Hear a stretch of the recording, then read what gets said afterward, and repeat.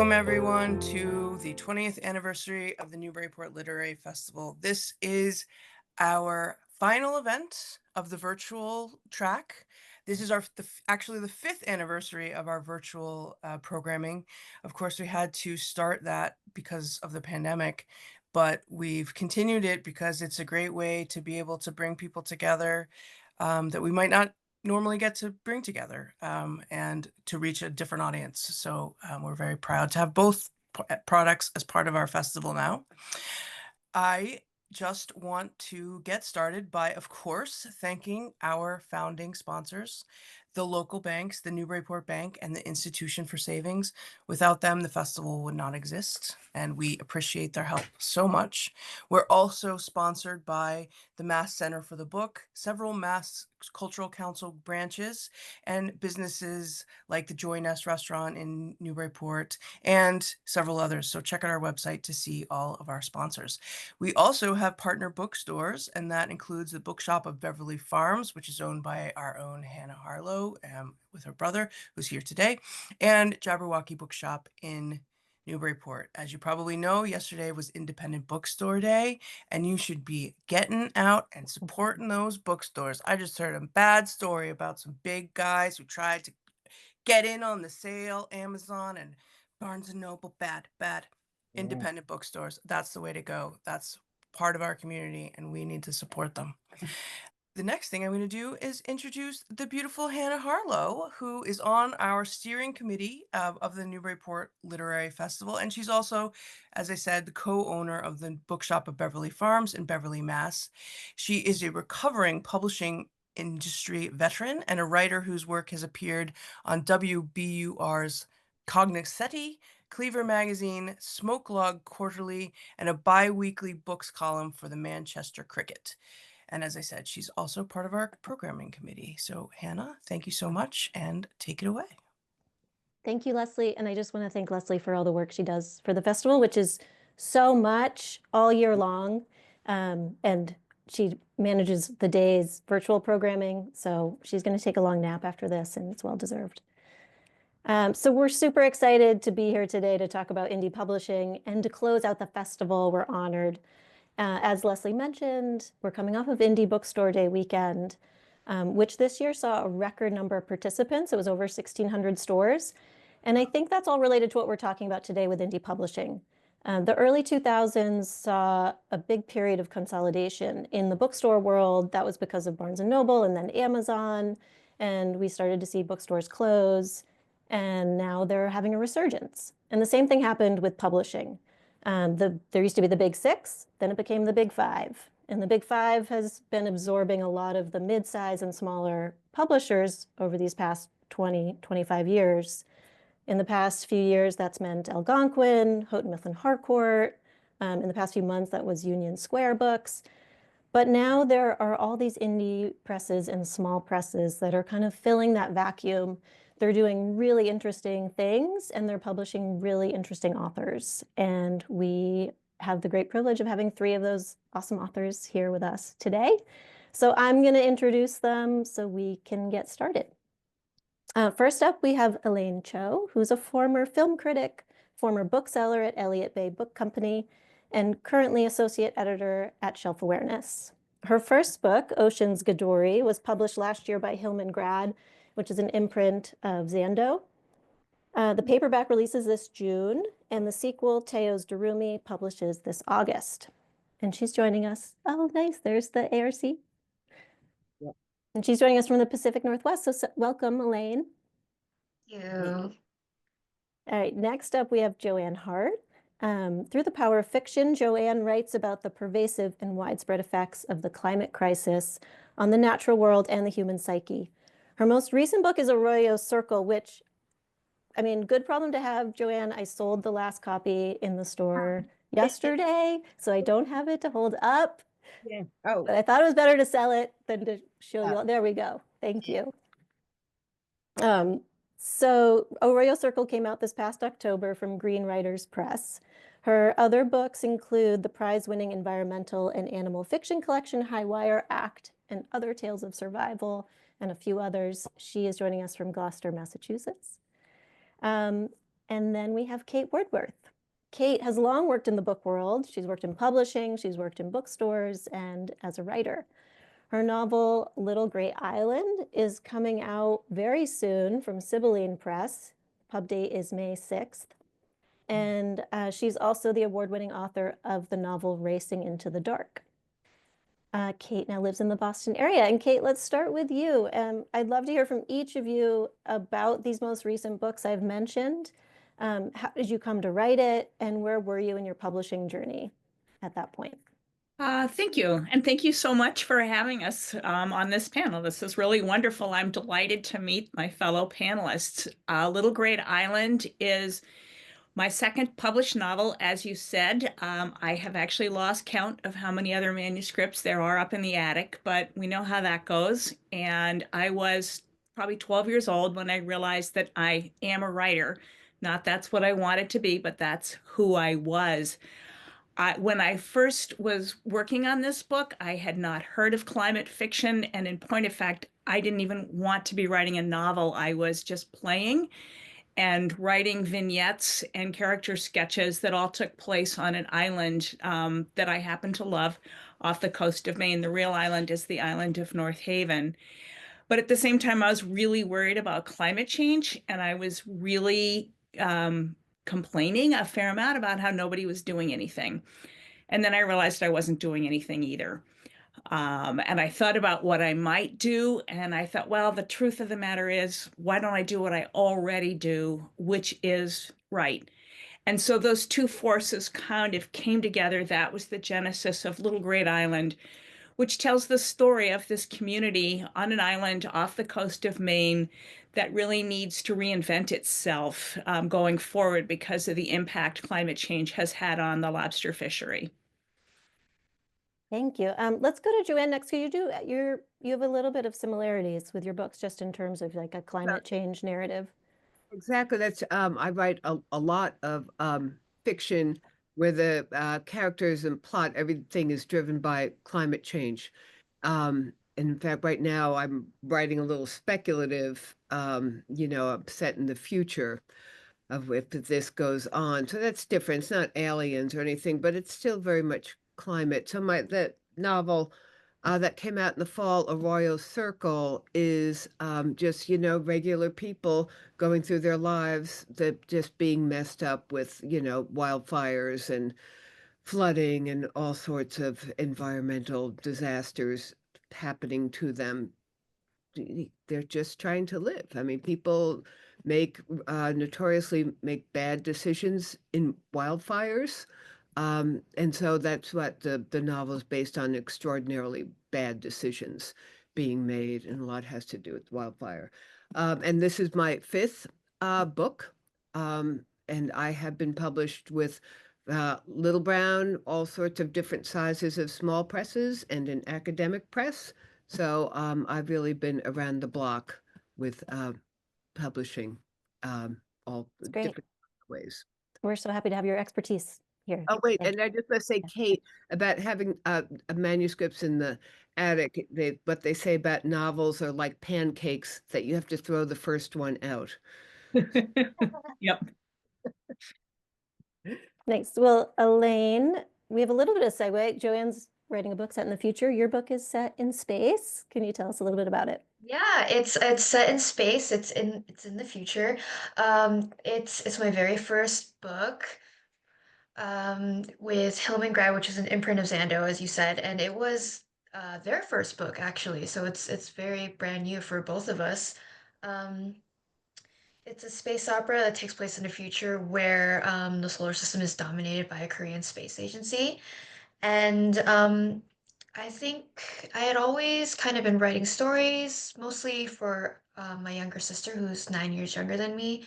And I don't think it was until this book really that in the midst of writing it, I was thinking, well, maybe other people might want to read it too. For me, it was just a very fun story to put together, but it was also kind of the cliche reason of like, well, why not write what I want to read? I've been looking for more translated sci-fi from Korea, like Korean American sci-fi, and this is very much an answer to that. using this genre that I loved and grew up with as a lens to explore ideas of identity, how we honor where we come from as we're trying to figure out who we're going to be in the future. It's got high stakes space chases and a little bit of romance and hover bikes, but it's also very much just about a group of messy 20-year-olds who are trying to figure out life. It's super fun. Yeah. So I feel like before we go any further, we should maybe define what we mean by indie publishing and or small presses. Because indie publishing is sometimes used by self-published authors, but for the purpose of this panel, we mean indie publishing kind of as anybody but the big five. And then small presses are kind of part of the indie press world, but small presses I've seen defined as having sales less than $50 million a year. So does that sound about right to everybody, or? Yeah, I am a part of something called 100 Notable Small Presses project, where reviewers such as myself are trying to get more reviews for small presses, and they define it as independent of the big five, and that generally 50 and under books a year. Oh, cool. That's how they do it. So. Great. And for anyone who may not know, the big five are Penguin Random House, Macmillan, Hachette, Simon & Schuster, and HarperCollins. Okay, great. Okay, so we've heard a little about the books. I'd love to hear about why these books were good fits for the presses that you ended up with. So maybe you could talk a little about the press and why it made sense to publish with them. So JoeAnn, why don't we start with you? Yeah, because my books, two of them are with presses that are specifically environmental literature. Float, my third my third book, was with Ashland Creek Press. They do basically just environmental literature, fiction and nonfiction, and they're out of Ashland, Oregon. And then Arroyo Circle is Green Writers Press, and they're out of Vermont, which explains the Green Writers, but they're also Green Writers, and they also have a YA imprint, which is a little rare for small presses. They are a bigger small press, and they are really all about making the world a better place. So it's all like social justice and environmental issues. And we are, I had a few offers for Royal Circle from different small presses, and I went with Green Writers Press because our mission was so aligned. Cool. Kate, what about you? It was love at first sight. And, I was just thinking it was very much like dating where, it's frustrating and it's heartbreaking and it's depressing. And every once in a while you think it's going to work and it doesn't. And I'd kind of gone through that whole process with agents really. And I had a friend who kept really encouraging me to try the indie presses. And I would look at lists on the internet, and all of them said agent, agent, agent, agent. And apparently, at one point, I found one, Sibylline Press, that didn't require an agent. And apparently, I submitted my manuscript to them. I, to this day, don't really remember that because I was just trying so hard and I had basically given up. And I got an email back from the editor asking, she just referenced one of the blurbs from my earlier book, which was by the author Ron Hansen. And she knew his book, which is his lesser famous book, Marian in Ecstasy, which is my favorite of his books. And I went, oh, and my heart went pitter patter, and I knew I was in the right place. Nice.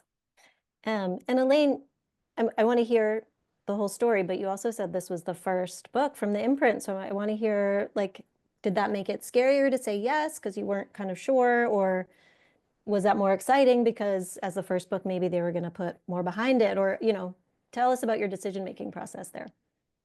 Yeah, we had submitted to Zando, which Hillman Grad is a part of, and they have a relationship for this imprint. And Serena, my editor that I worked with, the Zando editor, was the one I think who matched it with Hillman Grad because she was like, I think I think this is something that they'd be interested in. And Hillman Grad was a brand new imprint, but at least um, had the name behind it. Like it's an imprint led by Lena Waithe, and it's part of a lot of other stuff that she does.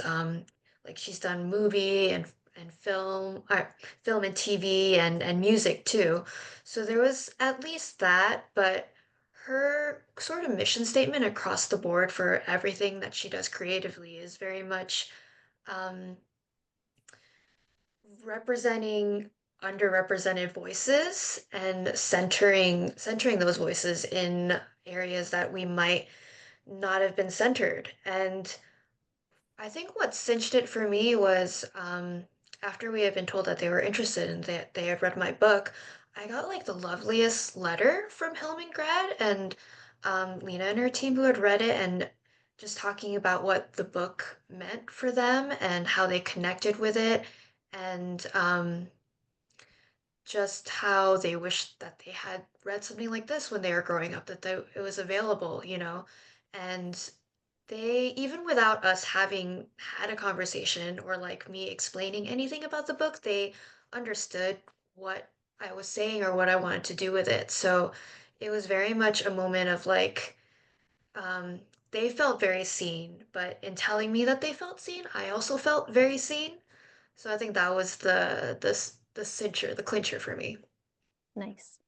That's Um, important, you know, the love story, Kate, as you said, and Elaine just said, because as I said, I had a few presses interested, but my conversations with other presses were all about marketing. What would I do to market this and this? And Green Writers Press, she talked about the book the entire time.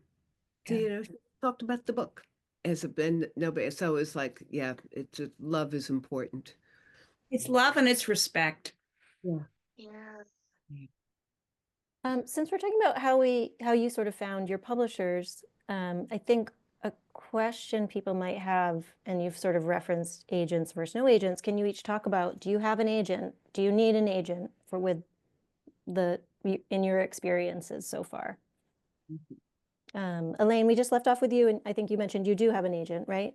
I do have an agent. I feel like the publishing landscape has just changed so much in the last 10 years. So I wouldn't say that you need an agent or you don't. Like I think there are definitely pros and cons to both. Just like um the self-publishing thing too that we touched on. Like a lot of people are finding their way to agents or publishers, like having self-published other things.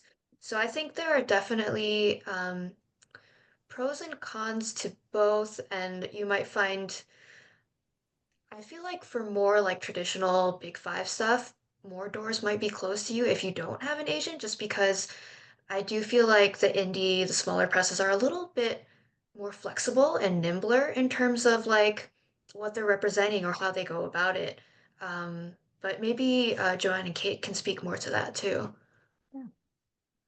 Kate, I mean, you said you were sort of looking for both, and I think that's interesting. And when we had a little pre-chat, we sort of talked about like, well, it's more about how do you find your people, and maybe that's an agent, maybe that's a small press.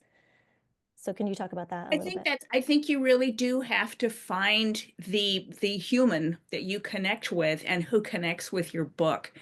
There are definitely pluses and minuses going both ways. And one of the things I really appreciate about the smaller presses and the indies is that they allow that opportunity for people to get their books out there without having to go through the agent gatekeeper. Because I've heard stories of how many queries agents are getting in the course of a week. And of course, they can't be going through all of that. But particularly when you are not an established author, to have a venue in which you can be heard and somebody is willing to take a look at your work and take a risk on it, I think is really, really valuable. Yeah. The best part of small presses is that as a rule, you don't need an agent. A couple of the bigger ones, I think like Milkweed, and they will all take agented submissions even outside of reading periods. But as a rule, you really don't. So I think I sort of have an agent.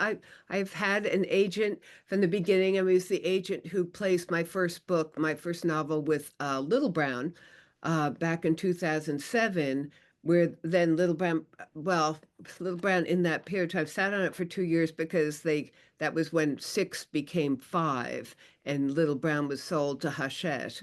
And so, I literally the week Adult came out, they were moving their offices to from Little Brown to Hachette, and they used boxes of Adult to keep the door open. So basically, once you sort of just get one shot with the big publishers, and if it's not this smashing success, it doesn't really matter.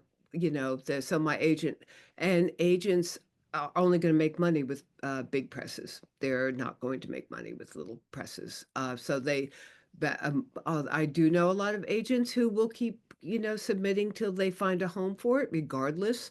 But not mine. Mine is like if my books don't get accepted, right off from the 5, it's over. And so I've just done my own submissions after that and gotten them all well placed. So that's my agent story. I mean, it's really, really hard to get an agent.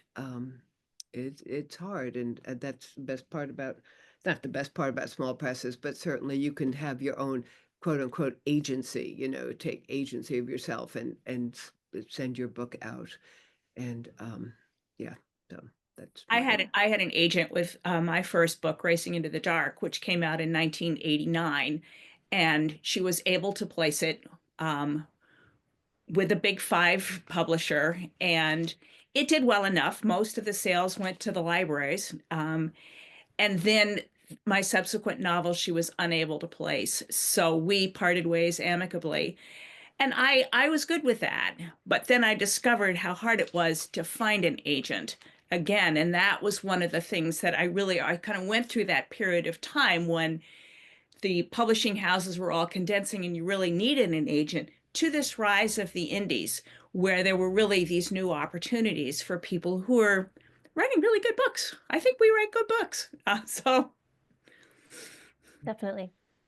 I'd love to talk about, your experiences kind of going through the process of publishing. So, and talk about like a little bit of the pros and the cons of indie publishing for people who might be interested in, if that's the route they want to take. So, but I want to start with the good stuff. So can you each talk about like what's been the best part of your experience so far? What's one thing that you've loved going this route?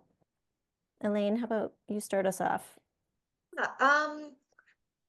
I Well, I do want to preface with this is my first. I mean, I've got another book coming up. It's with the same imprint, so I don't have like a comparison point.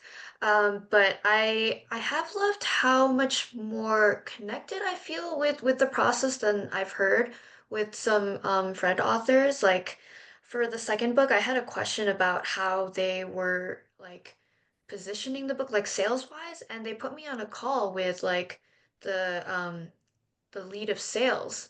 And my editor was like, because she had come from Dutton, I believe, and she's like, this would never happen like over there. And which was really cool. It's cool that I actually get to see their faces and talk with them. Um, on the other side of things too, I've worked as a bookseller and at Elliott Bay, which is an independent bookstore, and as an editor too.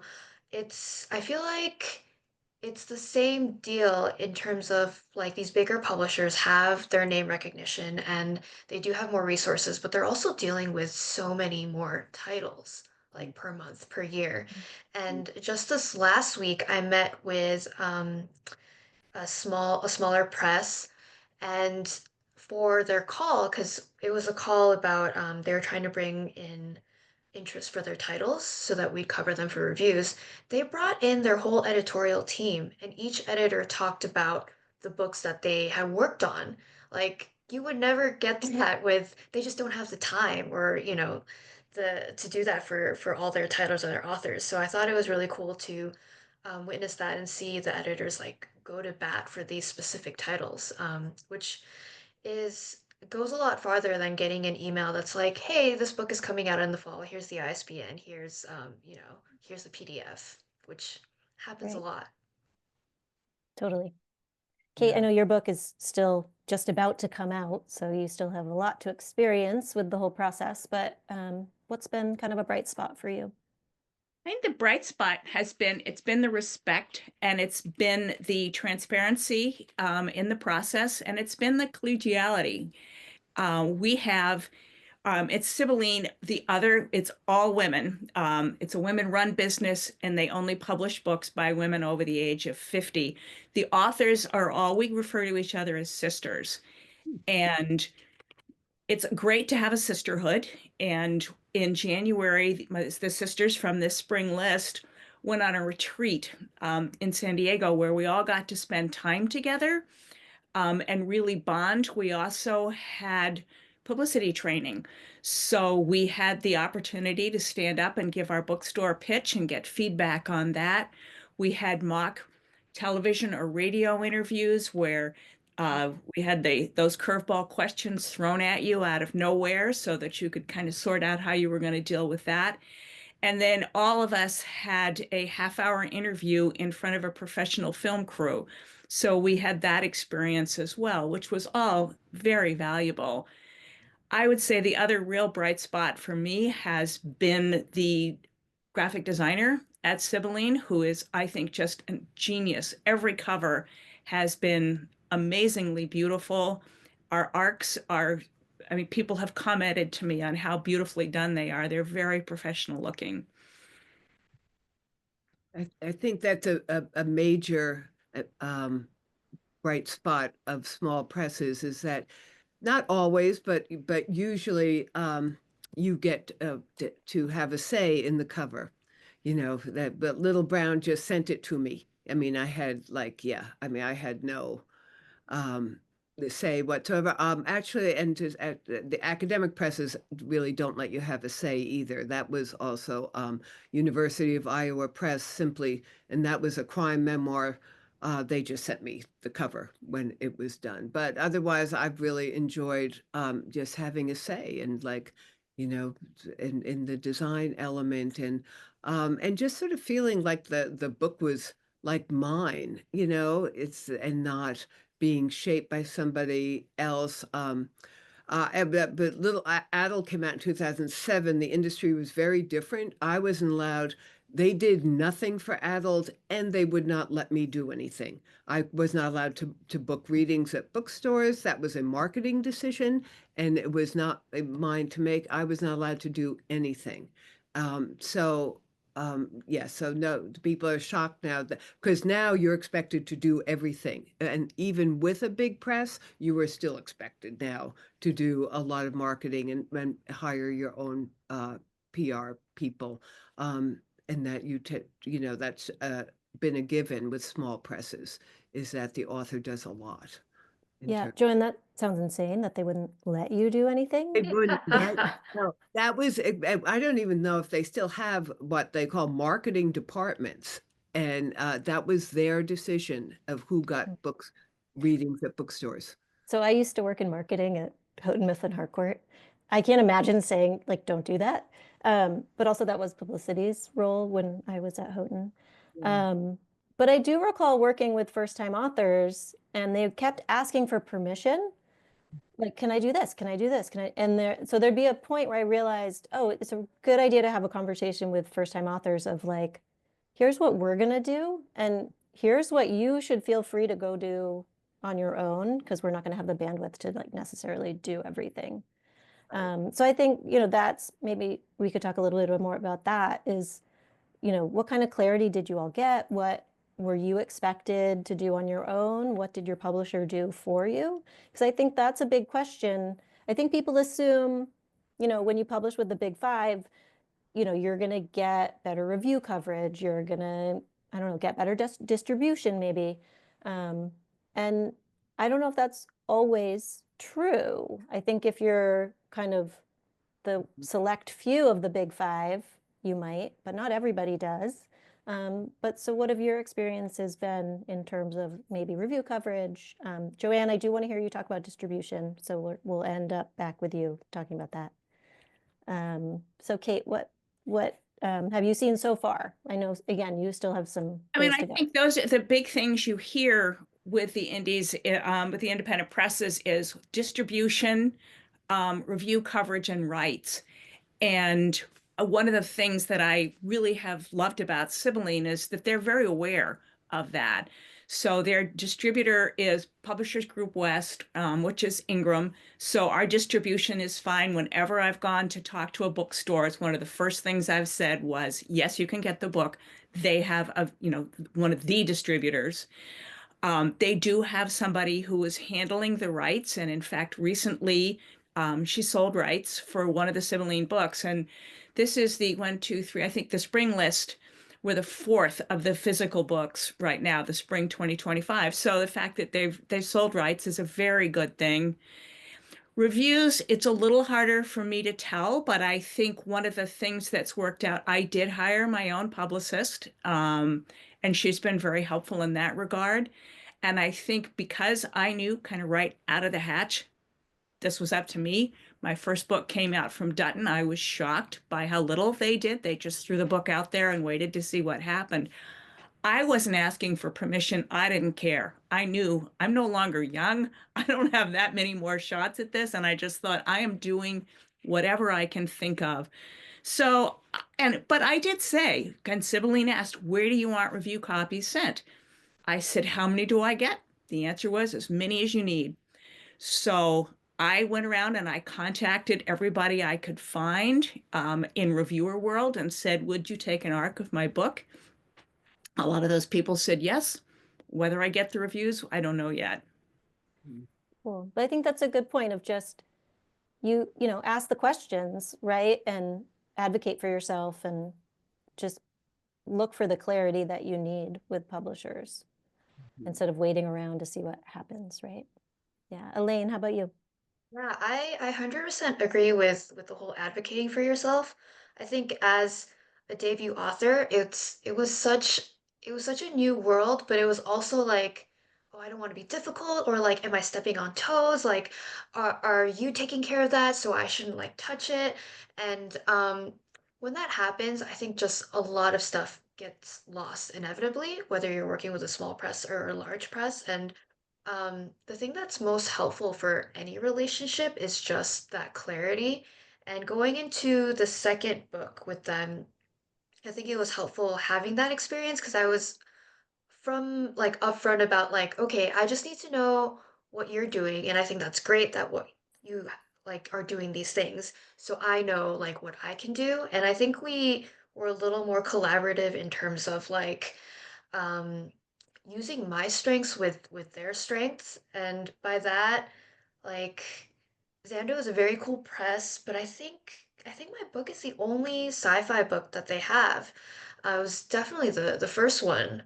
Um, now that yeah, I think it's still the only like book of its kind, and I think they were a little more cognizant of that going into this round because they were like, can you tell us what are some good like specifically sci-fi um, like publications that we can reach out to for reviews, or like what are some big names that you think would work well, or where are the venues or the Venn diagram of like um, people or influences or media things that we could do. Um, and that involves work on my part, but it was work that I was happy to do because it was working in collaboration with them. Um, but yeah, it's cool that I was able to do that, I think. But it definitely came after I was a little more vocal about like, well, what can I do? What is being done? Um, and I think with that and marketing too, because I was a bookseller, I was a little more pushy about like, well, I know these people in these bookstores and they'd be happy to like host an event or like do this pre-order campaign. Like, can we get that? And if you don't do it, like I'm happy to do it, like that kind of thing. Nice. Yeah, I actually wanted to ask about events. Did you do many events for Ocean's Godori? For the first book, no. I think I did I think they set up like three, and I think part of that was there was some flux in their marketing, which I think happens in publishing generally. So things got lost in the flow, and that was an instance where I was like, okay, well, like, I had sent you like this list of bookstores that I think we can reach out to, like what's going on with that. And they were like, oh, I don't think, like, I think it's too late to do anything with that. I was like, cool. So that sounds like nothing's happening. I'll like go and do things. And I ended up doing that last time.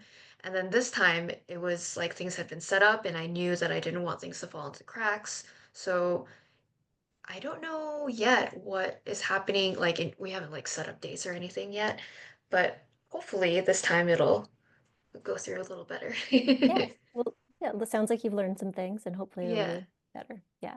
JoeAnn, So, definitely want you to weigh in on all of these things, but in particular, I'd love to talk about what happened with SPD. because I had a book of short collection of short environmental and animal fiction come out in 2023 with Black Lawrence Press, which is a good size small press. And they were fantastic. I mean, just love them. But it was during that year, you know, of the one year publication that their distributor folded. That was huge. I mean, that killed, I think, a number of small presses. I think they distribute like 800 different small presses or something. It was I don't know. I'm something sure I'm wrong, but out of the it was a blue. lot. It was a lot, and it was, you know, they warehoused everything. I mean, Black Lawrence Press had to do a GoFundMe for like $100,000 just to buy back their books out of the warehouses and have them moved. And then you have to IPGs. They're with IPG now, but you have to interview and get in there. So that's just like a heads up to anybody submitting or being published by a small press to make sure that they've got a distributor by now, because a lot of them lost their distributor, and that's really an important thing because it was and Green Writers Press has always been with IPG, so it was a non-issue, but having lived through the SPD fall, it was scary for small presses, and not everybody survived. So yeah. JoeAnn, on that note, have you ever, like, how much do you feel like you have to stay on top of like inventory or, availability of your book and reprints and that kind of thing? Or have you been privy to all No, of that, or is I it don't kind think of, yeah, no, not at all. yeah, okay. You know, I try to my inventory, I try to keep a few books here in my Right. house. Other than that, that's sort of like that's their You problem. let them deal with it. Great. Okay. And do you want to weigh in at all about kind of marketing and publicity that you've done for your books, maybe So I do specifically? because my books are very science based underneath for the climate science and animal science and quantum physics. I actually do a lot of academic panels. I just came back from one in Miami. I'll be going to another one soon, where I sit in on panels about research and science and fiction. Those I arrange myself. But otherwise, the small presses, they usually help, and you can work with them and talk about like where should you read, you know, what are good places, see if they're doing book festivals. Book festivals, you know, come, and Black Lawrence Press does book festivals, and you go and join them at the table, and that those are great opportunities. Yeah, so you just sort of like develop a relationship with your small press and just say, I am always here. You need somebody, you know, to talk about, you know, climate fiction or science or something like that. And then otherwise, but readings generally I arranged and pretty much just did in the Boston area. But like Black Lawrence Press, they arranged for a reading um, at City Lights in San Francisco. So Cool. yes, very cool. So five of us, you know, went off to City Lights. And so, That's awesome. yeah, they had some, so it was I'm Black Press Night. Yeah. I'm seeing a question in the chat kind of related to what we're talking about right now, which is how many in-person book events, like readings at bookstores, is enough per book? Which I'm not sure there's an answer really, but maybe you could each talk about how, I mean, JoeAnn, especially you've published a bunch of books now. So I just yeah. have like really strong advice for to book for writers is that really try not to go. Don't think that a reading at a bookstore in the middle of nowhere where no one is going to work, they're not going to come out. Yeah, I mean you have to. I mean I did for Arroyo Circle set in Boulder, Colorado. So that was, and I knew people there. So I did the Boulder bookstore. But you see, you just really have to make sure that you have people on the ground to bring people to readings. It really hasn't recovered from the pandemic.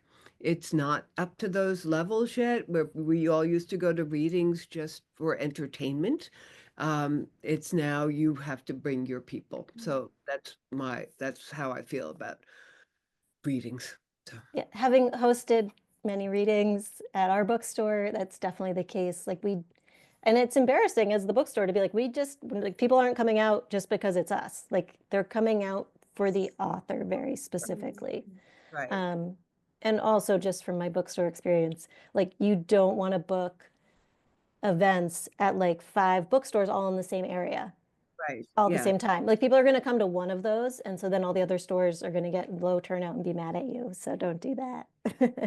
But Elaine, how about you? What's because you've also worked, and I don't know how long it's been since you worked at Elliott Bay, but maybe you could have Yeah, some. the funny thing was I started working on their events team and I had trained for like, I don't know, like a month and then hosted maybe 2 events and then we went into lockdown.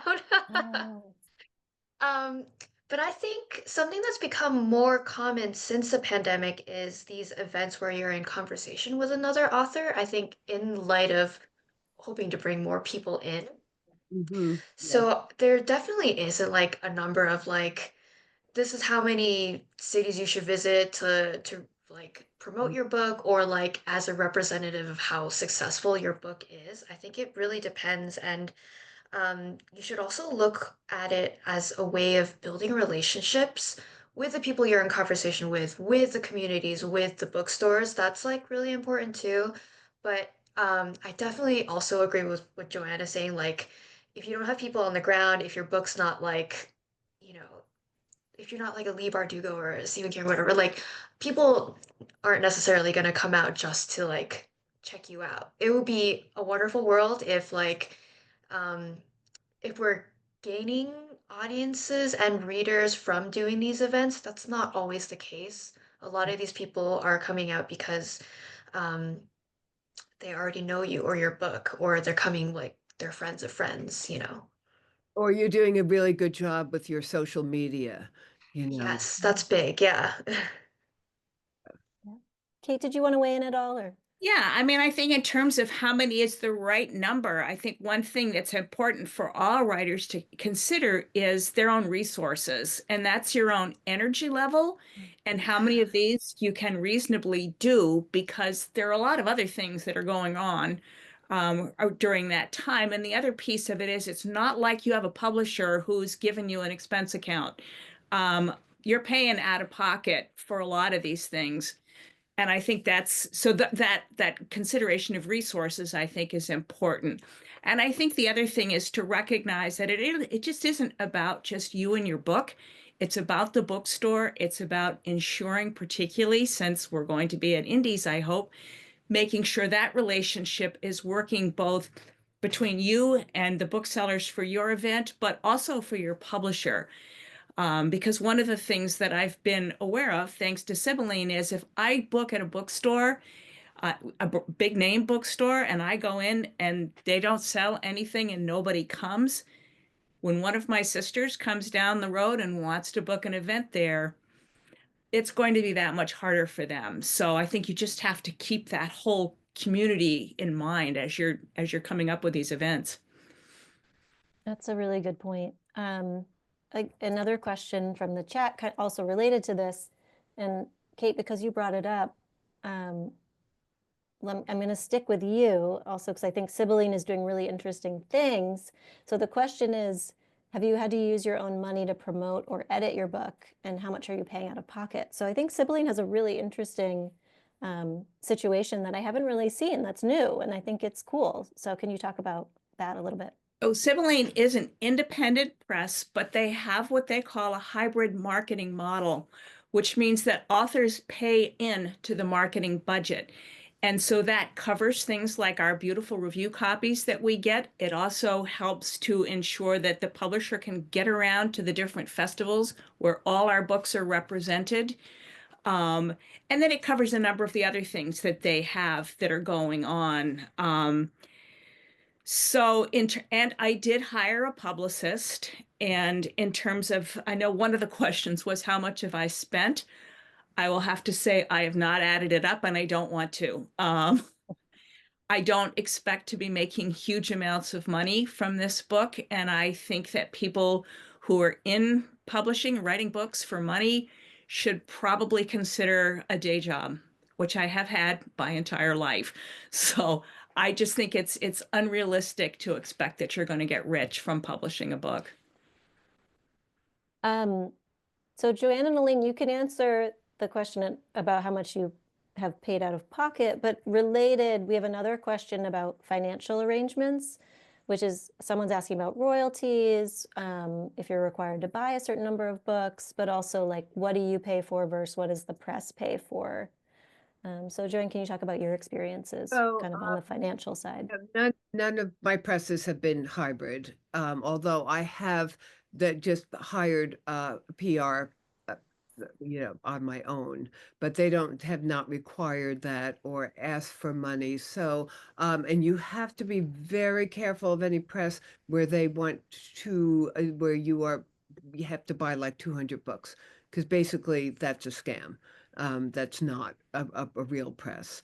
I've never even heard of that. That's awful. Yeah, that's a common scam. Yeah, we'll publish your book and, but you have to buy 200 copies. Well, then they make that money. And so don't ever do that. Giving money for the marketing is totally different than paying to have your book published. I mean, that's Vanity Press.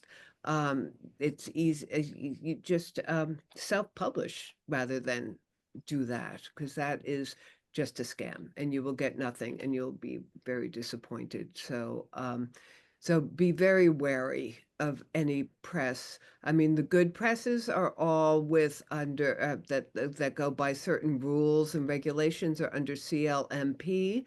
What does that even stand for? I don't know, but it's the Organization of Small Presses, and they abide by certain laws of and ethics, and that's what you want. Somebody did that little thing down there saying the CLMP Code of Ethics on their website somewhere, meaning they're not going to take money from you. So, and there are legitimate other hybrid presses out there. That often is an arm of a regular small press, that they might also offer hybrid, but don't be giving out money to a small press. Don't do that.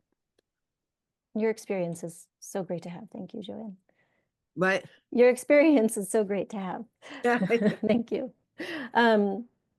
Elaine, how about you? Do you want to weigh in at all on the financial questions, or do you feel like it's been covered? It's been covered. I would say big press and small press. Just it's always good to do your due diligence in terms of like knowing what you're getting into.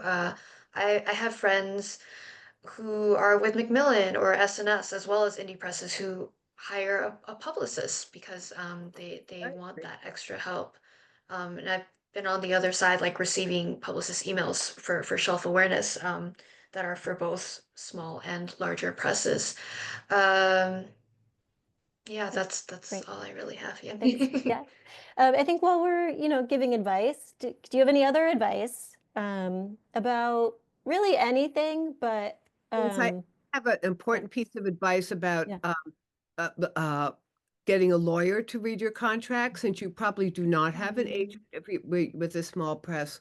So what you do is for $125, you join Authors Guild, and then you get like almost unlimited legal readings of your contract. And the lawyer there has read every contract under the sun. And it doesn't mean that you're going to be, I mean, they're not negotiating for you. You still then have to negotiate, and many small presses are non-negotiable, but at least you know what you're going to get into.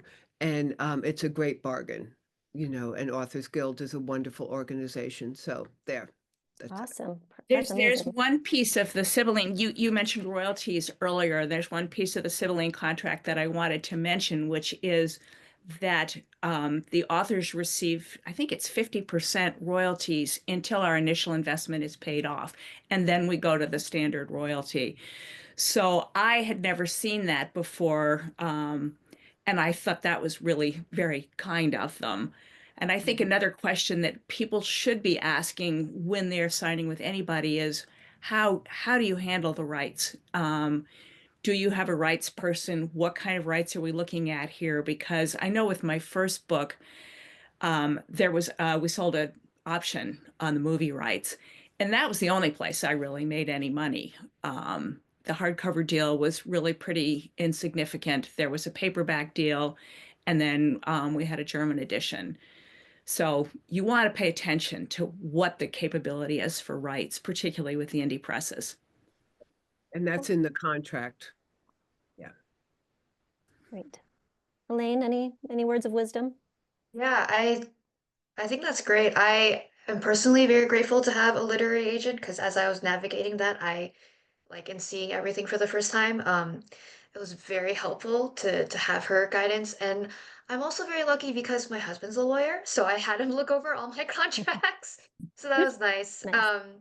But yeah, in terms of that, and I saw a question in there about editing. It just varies wildly, like from publishing house to publishing, from press to press. Like it's just very different each time. So just do your research, know what you're getting into, um, and also go with your gut feeling too. If it's telling you something's off, then probably something's off.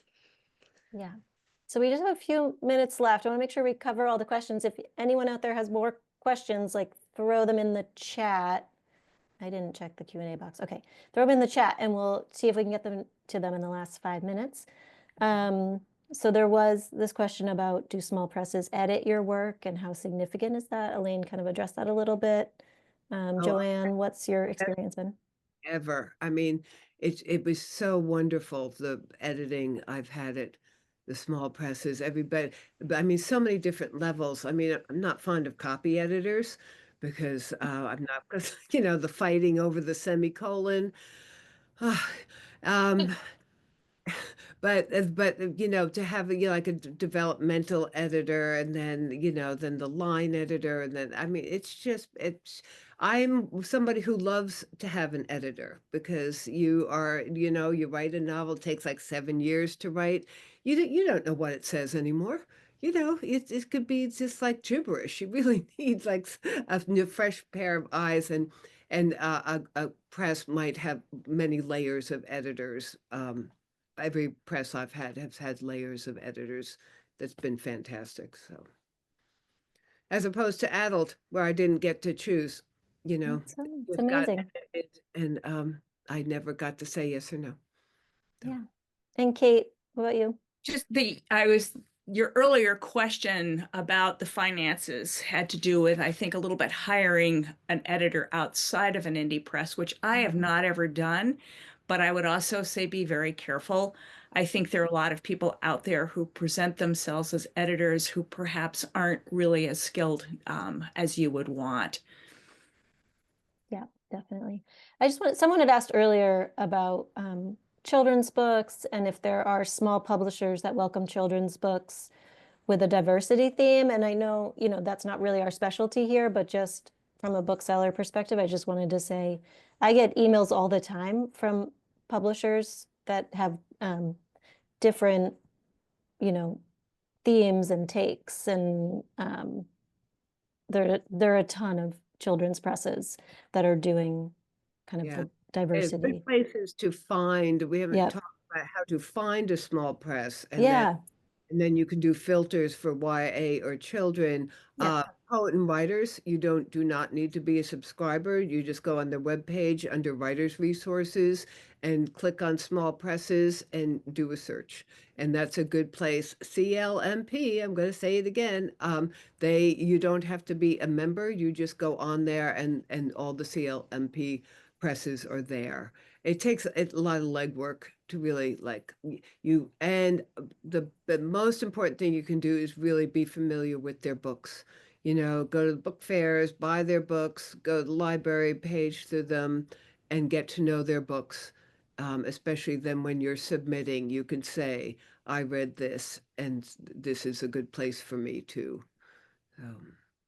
Awesome. Speaking of that, that's super helpful, JoeAnn. But speaking of reading books from small presses, I want to recommend everyone read Kate, JoeAnn, and Elaine's books.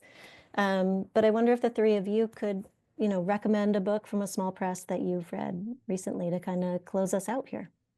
I just want to say also that small presses, one of the things that they do that are translations. A lot of small presses do just translations, which are fantastic once you get into those. There's also presses who do reprints of lost books. And one of my favorite presses, small presses, is Dorothy, the Dorothy Project. And this was a reprint from a 1930s book. It's still one of my favorite books. Who Was Changed and Who Was Dead by Barbara Cummins. A really wonderful, dark comedy out of Britain. So there you go. Cool. Kate, how about you? I've been accused of being a harsh critic, so I want you to know that I am being as objective as possible when I recommend a book by one of my Sibylline sisters. It's Our Orbit by a woman named Anissa Miller, who's a beautiful writer who writes stories that are set in Appalachia. And in Our Orbit, there are two families who've lived in the same county but have never met.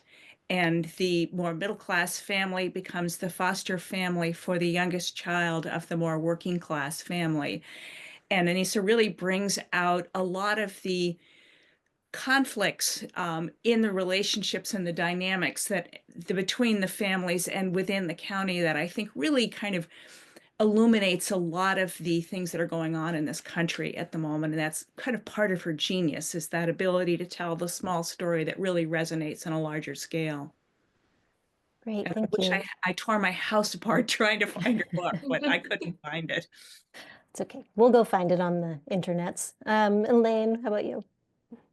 So I love talking indie press. I could talk indie press all day, and a friend of mine recently said that like small indie presses are kind of like when you're like really into music and you know a good like pressing company that comes out. And I think if you find one good book from an indie press, you just know that they're curating good stuff. That's a good place to like kind of settle into. And a couple of my favorites are Kaya Press, which focuses on the Asian Pacific diaspora.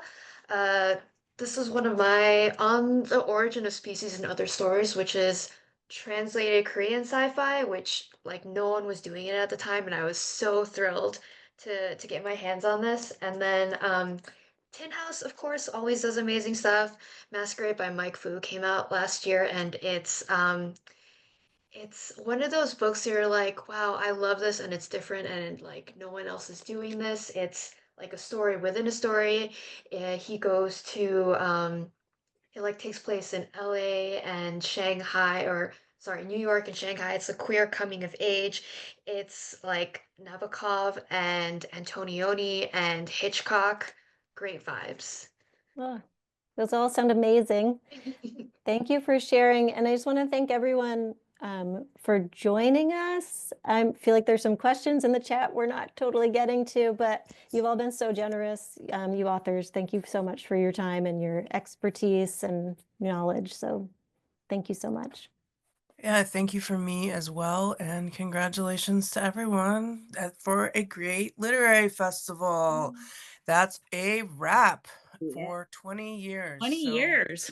Woo. Wow, that feels heavy, saying we've been at it for 20 years. We've been connecting authors, talking about books, talking about publishing. It's an awesome thing. So congratulations. Thanks for being part of it. And we'll see you next year, 2026, April 24th and 25th. Mark your calendars. Take care, everyone.